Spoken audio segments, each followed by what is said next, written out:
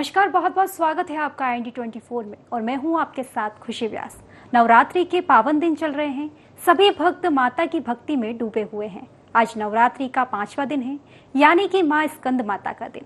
आज के दिन माँ के पंचम स्वरूप स्कंद माता की पूजा अर्चना की जाती है।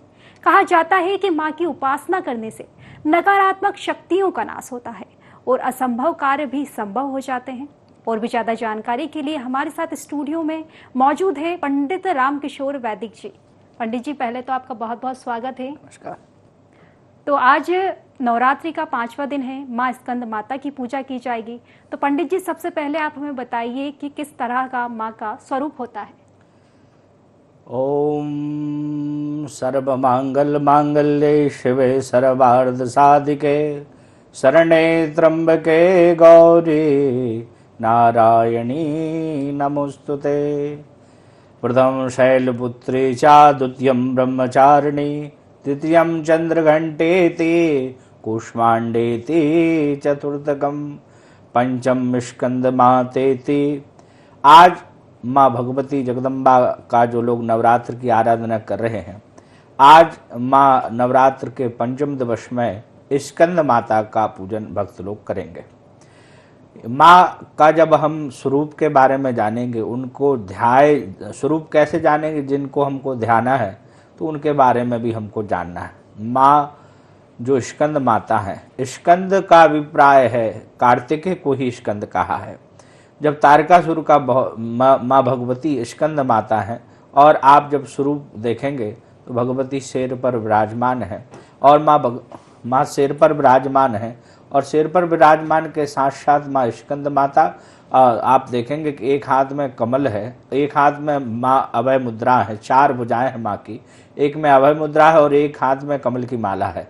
और उनका जो बाएं हाथ है, बाएं हाथ से स्वामी कार्तिकेय को अपनी गोदी में विराजे हैं, कार्तिकेय को पकड़े हुए हैं, वात्सल कर रही हैं। इस प्रकार का माँ का ये स्वरूप है और ये स्वरूप भक्तों को विशेष फल देने वाला है। भक्तों को मनवांछित परिकल्पना करने वाले जो भक्त हैं, जो चाहते हैं कि हमको माँ की वात्सल्यता प्राप्त हो, हमको वात्सल्यता मिले, उन भक्तों के लिए वात्सल्यता देने वाली माँ जगतजननी भगवती हैं। और इस प्रकार से माँ का स्वरूप है। स्वरूप में आप देखेंगे कि भगवती कमल हाथ में भी है और एक हाथ में उनके कमल की माला भी है, जिसको अक्षमाला कहते हैं। भगवती शेर पर सवार हैं, सिंह पर सवार हैं। ऐसी बड़ी ही धैर्य गंभीर भगवती जगदम्बा का ये स्वरूप प्रतीक हो रहा है। सुंदर आभा है, स्वर्ण के समान भगवती जगदम्बा चमक रही हैं, उनका तेज दैदीप्यमान हो रहा है। इस प्रकार से भगवती का ये स्वरूप भक्तों को कल्याण देने वाला है, भक्तों का कल्याण करने वाला है। जो भक्त माँ का इस स्वरूप का ध्यान करेंगे, निश्चित मानिए भगवती जगदम्बा स्कंद माता उनके सारे कष्टों का निवारण करेंगे। जी पंडित जी, बिल्कुल ही अत्यंत भव्य स्वरूप माता का है। लेकिन कहा जाता है पंडित जी कि जो माँ है उनकी तो महिमा ही अपरंपार होती है, लेकिन फिर भी हम चाहेंगे कि आप हमारे दर्शकों को माँ की महिमाओं से भी अवगत कराएं। देखिए, जैसा आपने कहा कि भगवती जगदम्बा की महिमा तो अपरंपार है। माँ की आराधना, माँ की महिमा बच्चा कैसे कह सकता है। लेकिन फिर भी जो शास्त्रों में जो वर्णनता माँ की आई है, वो बड़ी ही दैदीप्यमान भगवती स्कंद माता है। यदि आप महिमा के बारे में जानेंगे तो माँ भगवती स्कंद को धारे हुए हैं। आप देख रहे होंगे, अगर कभी आपने चित्र देखा हो या नवरात्र में आपके पास जो नवदुर्गा का स्वरूप वाला चित्र है, अलग अलग शैलपुत्री, ब्रह्मचारिणी, स्कंद माता, कुष्मांडा, कालरात्रि, कात्यायनी, इनका जो आप स्वरूप देखेंगे तो उसमें भगवती अपने स्वामी पांचम रूप में स्कंद माता के रूप में कार्तिकेय को लिए हैं। इससे ये समझ में आ रहा है कि माँ जैसे कार्तिकेय को प्रेम करती हैं, कार्तिकेय चाहती हैं, ऐसे ही सभी भक्तों को भी बड़ा प्रेम बरसाने वाली हैं। ये माँ स्कंद माता प्रेम की ही प्रामूर्ति हैं। और अपितु कहें कि जो भक्त अपने को नहीं पूर्ण आराधना में किसी प्रकार से कर पाते हैं, जो बहुत सहज सरल होते हैं, जो भगवती के ज़्यादा स्त्रोत पाठ आदि नहीं कर पाते हैं, तो उनको स्कंद माता वात्सल्य देने वाली हैं।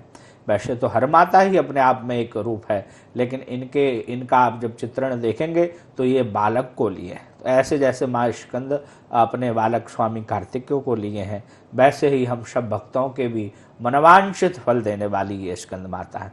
अब इनकी महिमा के बारे में जाने तो जिस समय तारकासुर का बहुत उपद्रव मच गया, सारे संसार में त्राह त्राह मचने लगा, तब उसने ब्रह्मा जी से यही वर मांगा था कि हे भगवान, यदि मैं मरूं तो शिव जी के वीर से जो संतान उत्पत्ति होगी उसी से मेरा मर्दन होगा। तब सब देवताओं ने स्तुति करी थी, और उसी समय पार्वती के रूप में जब जगत जननी थी, तब शिव और पार्वती का संबंध बना, विवाह हुआ, और उन्हीं के यहाँ प्रथम संतान के स्वरूप में कार्तिकेय हुए। ऐसा कहा गया है कि जब कार्तिकेय हुए तो उस समय वो कार्तिक देवता लोग स्तुति भगवान भोले बाबा के कर रहे थे, तो भोले बाबा का एक दिव्य तेज उनके शरीर से निकला, जो तेज को कोई सहन नहीं कर पाया। फिर अग्नि को दिया तो अग्नि भी सहन नहीं कर पाई, अग्नि ने सरकंडों में आदि दे दिए, और वो सरकंडे कृतिका अग्नि से कहा, भैया अब आप कैसे इस तेज को धारण करेंगे, मैं तो जले जा रहा हूँ। अग्नि को भी जब व्याकुलता हुई तो देवताओं ने बताया कि आप एक कार्य करो, वहाँ सप्त ऋषियों की पत्नियां स्नान कर रही हैं, वहाँ आप चले जाओ और अपना ये शिव का जो तेज आपके अंदर व्याप्त है वो तेज उनमें स्थापित कर दो। सारी महिलाएं जो ऋषि पत्नियां थी, वो सप्त ऋषि की पत्नियों ने जैसे ही स्नान करके आई तो वहाँ अग्नि अचानक प्रकट हो गई। अब इसको देख के 6 ऋषियों की पत्नियों ने तो तुरंत उस अग्नि को तापने लगी, लेकिन जो अरुंधति थी उनके मन में शंका हो गया। उनने सोचा कि अरे ये अभी जब हम गए थे जब तो यहाँ अग्नि थी नहीं, अभी अचानक अग्नि क्यों प्रकट हो गई। इसके कारण उनको जब मन में संशय आया तो अरुंधति माँ ने उस अग्नि को नहीं तपा।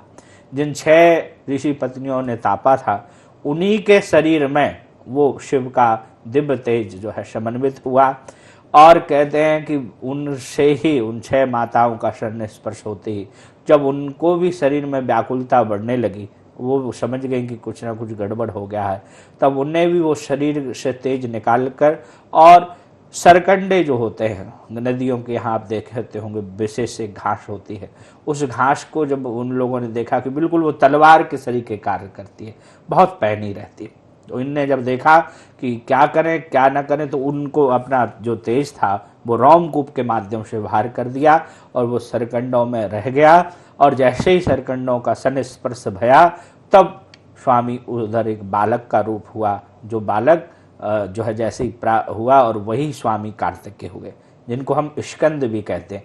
अब वो जो 6 ऋषि पत्नी थी, उनने जब अपने इस बालक को देखा, सब ने अपने अपने को लेना चाहा, तो स्वामी कार्तिकेय ने महिमा करी, और एक सिर वाले थे, 6 माताएं थी, तो 5 सिर और स्थापित कर लिए। तभी से भगवान स्वामी कार्तिकेय को षडानन कहने लगे, 6 मुख वाले। ऐसे अब जब माँ पार्वती को पता पड़ा कि ये जो ऋषि पत्नियों क्या है वो तो हमारा ही बालक है, तब माँ ने लाके अपने बालक को वात्सल्य दिया और प्रेम का सुख दिया। आप देख ही रहे हैं माँ स्कंद के रूप में, स्कंद माता के रूप में कैसे कार्तिकेय को गोदी में माँ बिठाए हुए हैं, वात्सल्य कर रही हैं। ऐसी स्कंद माता की महिमा है। जो भक्त स्कंद माता की पूजन करते हैं, स्कंद माता की पूजन करते हैं, पाठ करते हैं, आराधना करते हैं, जिन भक्तों के यहाँ संतान नहीं है वो अगर स्कंद माता की आराधना करें तो निश्चित मानिए माँ स्कंद माता संतान का सुख देने वाली है। जिनके यहाँ किसी कारणवश अगर संतान रूठ के चली गई अथवा उनके आपस में वैमनस्यता हो गई किसी भी कारणवश, तो जो भक्त माँ स्कंद माता की पूजन करेंगे तो निश्चित मानिए स्कंद माता की आराधना करने से, पूजन करने से आपको वो संतान का सुख मिलेगा। जिनके यहाँ नहीं है उनकी संतान होगी, और जिनके यहाँ है किसी कारणवश कोई विच्छेद हो गया है तो विच्छेद भी मिलन में बदल जाएगा। ये निश्चित मानिए स्कंद माता आपके जीवन में संतान का सुख देने वाली माँ स्कंद माता है। जी पंडित जी, बिल्कुल भगवान कार्तिकेय की माँ के रूप में आपने स्कंद माता की जो महिमा, एक महत्वपूर्ण महिमा आपने बताई है हमारे दर्शकों को, उसके लिए बहुत बहुत धन्यवाद। पंडित जी, मैं जानना चाहूँगी आज 5वां दिन नवरात्रि का है, स्कंद माता की आज पूजा होगी, तो पूजा विधि भी आप हमारे दर्शकों को बताइए। देखिए, बहुत अच्छा प्रश्न आपने किया है। भगवती जगदम्बा की आराधना में जो भक्त आज स्कंद माता का पूजन करने जा रहे हैं, पूजा में प्रतिदिन के अनुसार षोडोपचार पूजन भक्तों को करना चाहिए।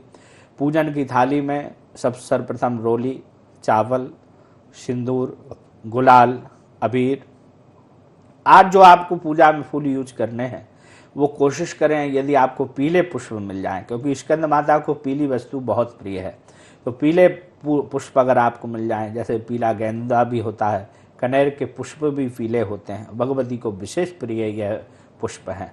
और यदि अलसी ग्रामीण जलों में आपने देखा हुआ, अलसी के आजकल हम लोग बीज खा रहे हैं, यदि अलसी का कहीं से पुष्प प्राप्त हो जाए तो उससे भगवती जगदम्बा बहुत, स्कंद माता बहुत शीघ्र प्रसन्न हो जाती है और भक्तों को बहुत सुख देने वाली ये स्कंद माता है। अब इसके बाद जो पुष्प बताया, पुष्प के बाद सिंदूर, गुलाल, अबीर और इत्र रखें, फिर पास में धूप दीप आदि जलावें। सर्वप्रथम भगवती जगदम्बा को जब आप पूजन प्रारंभ करें तो अपने आप को पवित्र करें। अपवित्रा पवित्रो वा सर्वावस्थांगतो बवा यस्मरेत पुंडरीकाक्षम सभायाभ्यंतरासु। अपने को पवित्र करें, 3 बार आचमन करें। आचमन करने के बाद फिर सर्वप्रथम गणेश जी का ध्यान करें। गणेश जी का ध्यान करने के बाद गणपति जी का जब पूजन हो जाए, गणेश गौरी का एक साथ पूजन करें। फिर जो आपने घट स्थापना करी है, जो कलश रखा हुआ है, उसकी पूजन करें। इसके बाद माँ जगदम्बा का जब ध्यान आप करें तो जगदम्बा माँ स्कंद माता का ध्यान करते हुए सभी भक्त अक्षत और पुष्प, पीले फूल जो आपने लिए वो छोड़ें। फिर भगवती के लिए 4 बार जल अर्पण करें। पाद्योपाद्यम हस्तयो अर्घ्यम मुखे आचमन्यम सर्वांग स्नान्यम, इस प्रकार से 4 बार जल अर्पण करें। फिर यदि आप नित्य पंचामृत बना रहे हैं तो भगवती जगदम्बा को पंचामृत अर्पण करिए। पंचामृत अर्पण करने के बाद फिर शुद्ध जल अर्पण करें। फिर शुद्ध जल अर्पण करने के बाद वस्त्रम समर्पयामि, और फिर भगवती को वस्त्र अर्पण करें। वस्त्र के बाद भगवती जगदम्बा को मलयागिरी चंदन का या अष्टगंध चंदन, अब मलयागिरी चंदन लोग लाते नहीं हैं और जिनके घरों में चंदन है तो वो चंदन घिसते नहीं हैं। आप सभी भक्तों से मेरा विशेष निवेदन है, जो भक्त माँ की आराधना कर रहे हैं कोशिश करें कि आप घिसा हुआ चंदन, जैसे आपने देखा होगा कि एक पत्थर रहता था और शुद्ध चंदन से उसको घिसते थे, तो शुद्ध चंदन से घिसा हुआ उसका आपका पारिश्रम भी रहता है और वह बहुत विशुद्ध रहता है, शुद्धिकरण। तो वो चंदन जब आप लगाते हैं देवी देवताओं को तो भगवान अतिशय प्रसन्न हो जाते हैं। अष्टगंधन की चंदन की जगह अगर आप वो घिसा हुआ चंदन लगाएं तो वो बहुत ही विशेष होता है। और यदि उसमें मलयागिरी चंदन मिल जाए तो कहिए ही क्या, मलयागिरी चंदन हो उसमें थोड़ा सा कपूर डाल दीजिए आप, फिर देखिए आप चंदन की आभा शीतलता कितनी प्राप्त होती है। भगवती को वो घिसा हुआ चंदन लगाएं। चंदन के बाद भगवती को कुमकुम अर्पण करें। कुमकुम के बाद सिंदूर, सिंदूर के बाद भगवती को अक्षत अर्पण करें।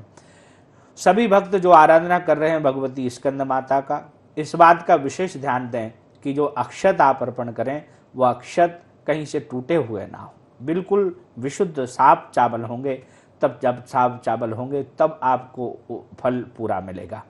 अक्षत अर्पण करें, फिर पुष्प अर्पण करें। पुष्प के बाद गुलाल अबीर अर्पण करें।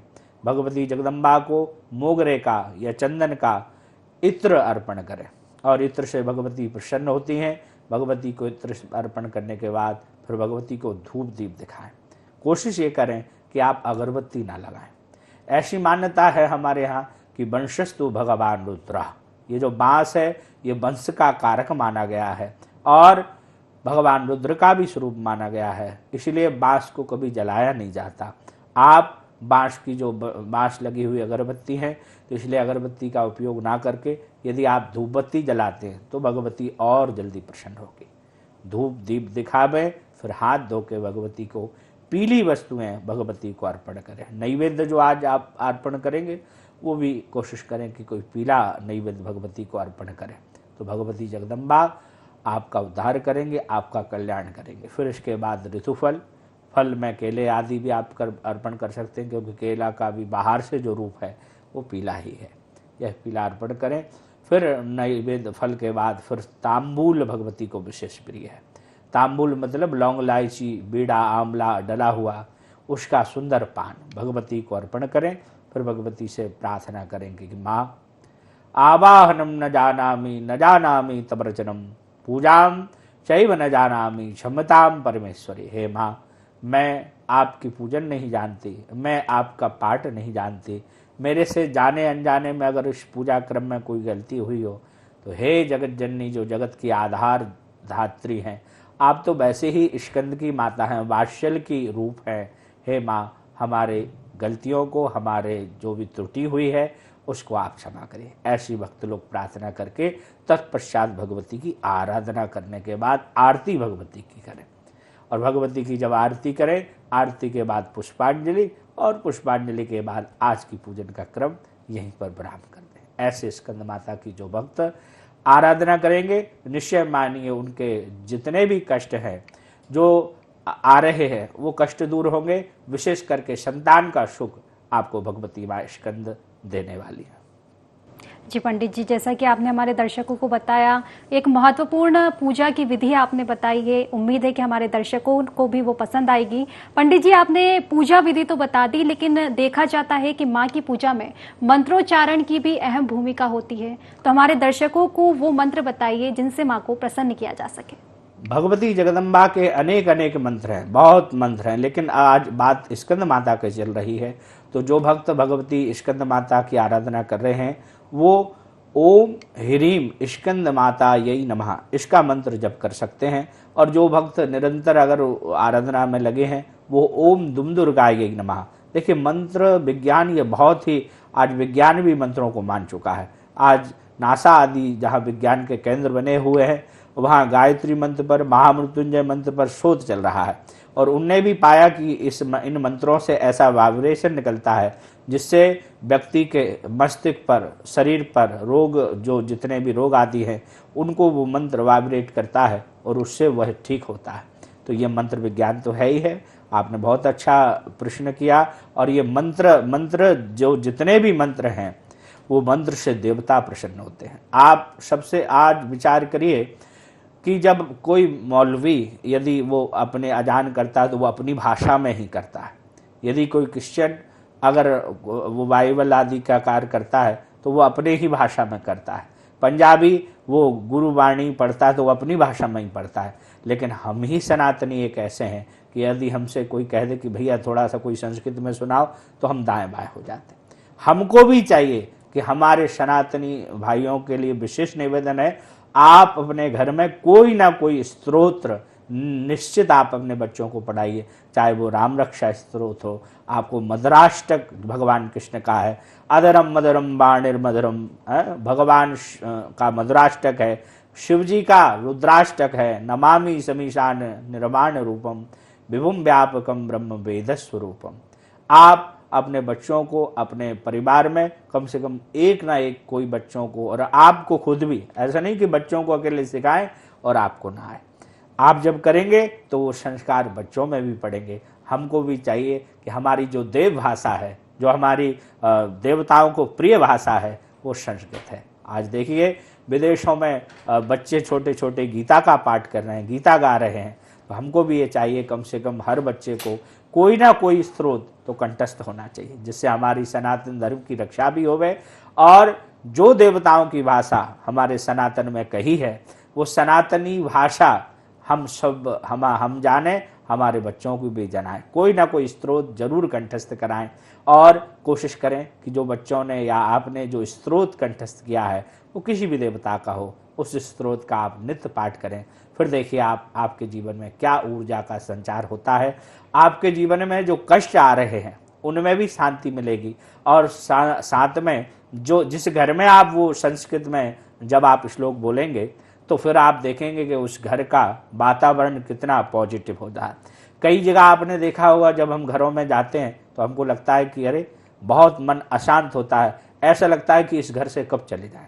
और किसी किसी घर में जाके इतना अच्छा लगता है, ऐसा लगता है कि यहाँ पर हम बैठे ही रहें। इसका कारण क्या है? वाइब्रेशन। इसलिए अगर नेगेटिव ऊर्जा रहेगी तो आप वहाँ रह नहीं सकते। और मंत्रों की धुनी, पूजन पाठ आदि जहाँ जिस घर में होती रहती है, जिस घर में संस्कृत का उच्चारण होता रहता है, शंख निरंतर बजता रहता है, घंटी की ध्वनि होती है, तो वहाँ का घर का वातावरण विशुद्ध हो जाता है, शुद्ध हो जाता है। और जो भी वहाँ आता है उसको वहाँ परम शांति की प्राप्ति होती है। इसलिए हम सबसे कहना चाहेंगे, आपने बहुत अच्छा आज प्रश्न उठाया मंत्र को लेकर, तो मंत्र की हर सनातनियों को कोई ना कोई स्तोत्र आप स्वयं भी कंठस्थ करें और बच्चों को भी कंठस्थ कराएं, जिससे जो देववाणी है, जो हमारी सनातन संस्कार की वाणी है संस्कृत, वो जब घर घर में उच्चारण होगी, घर घर में जब संस्कृत के संभाषण या कोई श्लोक स्तुति गाएंगे, तो निश्चित मानिए उससे आपका कल्याण होगा, और जो श्रवण करेगा उसका भी होगा, और जो आपके यहाँ मेहमान आएगा वो भी एक नई अनुभूति का अनुभव अपने जीवन में करेगा। जी बिल्कुल पंडित जी, देखा जाए तो कहीं ना कहीं माँ के मंत्रोच्चारण से तो पूरा माहौल भक्तिमय हो जाता है। माँ की भक्ति से बच्चों पर भी अच्छे संस्कार पड़ते ही हैं। अब हमने बात तो मंत्रोच्चारण की कर ली, लेकिन एक अहम भूमिका भोग की भी होती है। माँ को कौन सा ऐसा भोग है जो स्कंद माता का रुचिकार भोग माना जाता है? आज भगवती जगदम्बा को, जैसे मैंने आपको बताया कि पीली चीजें भगवती को विशेष प्रिय हैं। आज अगर आप मीठे चावल पीले केसर डालकर अगर बनाते हैं और वो स्कंद माता को अर्पण करें, तो आप समझिए कि भगवती जगदम्बा विशेष आपको आशीर्वाद देने वाली है। वो भगवती को विशेष प्रिय है। आज पंचमी भी है, पंचमी तिथि है, पंचमी तिथि सरस्वती की भी मानी गई है। और स्कंद माता के साथ इसलिए पीले चावल जब आप चढ़ाएंगे, अर्पण करेंगे मीठे, जिसमें केसर डला हुआ हो, तो निश्चित मानिए कि माँ स्कंद माता आपके जीवन में जो कष्ट आ रहे हैं उनको हरेंगी। और माँ जगदम्बा भगवती स्कंद माता, स्कंदायै नमः, ये स्कंद माता आपके जीवन में इस भोग जो आप अर्पण कर रहे हैं, देखिए भगवान आपके भोग के भूखे नहीं हैं, भगवान आपके भाव के भूखे हैं। लेकिन भोग इसलिए है कि भगवती को या किसी भी देवता की हम आराधना कर रहे हैं, उसका वो क्रम है। तो आप बड़े भाव से यदि आप यह पीले चावल अर्पण करेंगे, कोशिश ये जरूर करें कि चावल जो है वो साबुत हो और उसमें केसर जरूर डालें। केसर से भगवती जगदम्बा विशेष प्रसन्न हो जाती हैं और भक्तों के सारे कष्ट हर लेती हैं माँ। ऐसी स्कंद माता को आप आज पीले चावल और जो मीठे हों वो भोग लगाइए। निश्चित मानिए भगवती जगदम्बा स्कंद माता आप भक्तों का कल्याण करेंगे। जी पंडित जी, कहा जाए तो सत्य आपने कहा है कि भगवान जो होते हैं वो तो भाव के भूखे होते हैं। फिर भी आपने बताया हमारे दर्शकों को कि आज जिस तरह माँ को पीला पसंद है, तो पीली मिठाई या फिर पीले मीठे चावल का भोग आप माँ को लगाएं, जिससे माँ को प्रसन्न किया जा सके। तो पंडित जी, आपने भोग की विधि भी बता दी, पूजा की विधि भी बता दी, लेकिन हम जानना चाहेंगे कि माँ की पूजा किस समय कर सकते हैं, क्योंकि भक्तों में एक असमंजस ये रहता है कि किस समय पर माँ की पूजा की जाए और किस तरह से उनकी जो पूजा है, मालाएं जब किस तरह से माँ के किए जाएं। तो हमारे दर्शकों को आप वो भी बताइए। देखिए, पूजन का समय आप कोशिश करें, जो प्रथम दिवस में आप पूजन का समय आपने निश्चित किया है, हर प्रतिदिन अगर आपको विशेष फल की प्राप्ति करना है तो आप पूजन का समय एक सा रखें। ऐसा नहीं कि प्रथम दिवस आपने 9 बजे पूजा करी, अगले दिन पता पड़ा 11 बजे कर रहे हैं और फिर उसके अगले दिन 2 बजे कर रहे हैं। ऐसे करने से पूजा का फल नहीं मिलता।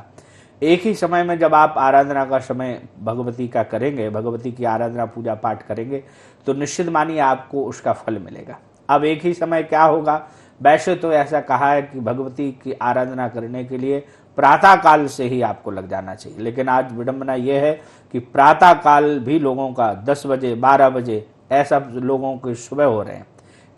जहाँ खिड़कियाँ पास में, खिड़की से रोशनी आ जाए अगर अचानक सूर्य की, तो वहाँ भी हम पर्दा लगा देते हैं। सूर्य अगर हमको सोने में डिस्टर्ब करते हैं तो वहाँ पर भी पर्दे लगे हुए हैं। लेकिन आपको चाहिए कि वो प्रातः काल उठकर जो सूर्योदय की ऊष्मा है उससे आपको विटामिन सी मिलती है और आपके शरीर के जितने भी रोग हैं वो रोग शमन होते हैं। लेकिन वो भी केवल 15 मिनट ही आपको मिलेगी। जैसे ही सूर्योदय होता है, जब उसकी लालिमा छाई रहती है, वो 15 मिनट आपके शरीर के लिए बहुत ही पॉजिटिव है और आपके रोग को हरने वाले। इसके बाद जैसे ही 15 मिनट होते हैं, तब वो जो किरणें निकलती हैं वो आपके शरीर के लिए ज़्यादा फायदेमंद नहीं है। इसीलिए हम सबको ये चाहिए कि हम कोशिश करें केवल नवरात्र में नहीं, प्रतिदिन प्रातः काल, आपने देखा रामायण में, प्रातः काल उठ के रघुनाथा, मात पिता गुरु ना भई माता। प्रातः काल हर भक्त को उठ जाना चाहिए और जितने आप सूर्य जितना ऊपर जाता रहेगा, आप मध्याह्न में उठेंगे तो आपकी बुद्धि ऐसी ही कुंठितता होती रहेगी। बहुत सारी बीमारियां अभी आपको लग रहा होगा, क्योंकि अभी आपकी जवानी है, अभी आप शरीर आपका उस तरीके का है जो सब सहन कर सकता है। लेकिन आप आगे जब आपकी उम्र बढ़ेगी तो आपकी जो एनर्जी लेवल है, आपकी जो शक्ति है, जो ऊर्जा है, जो परमात्मा ने आपको दी है, वो धीरे धीरे शिथिल हो जाएगी और आपको कई बीमारियां आपको घेर लेंगी।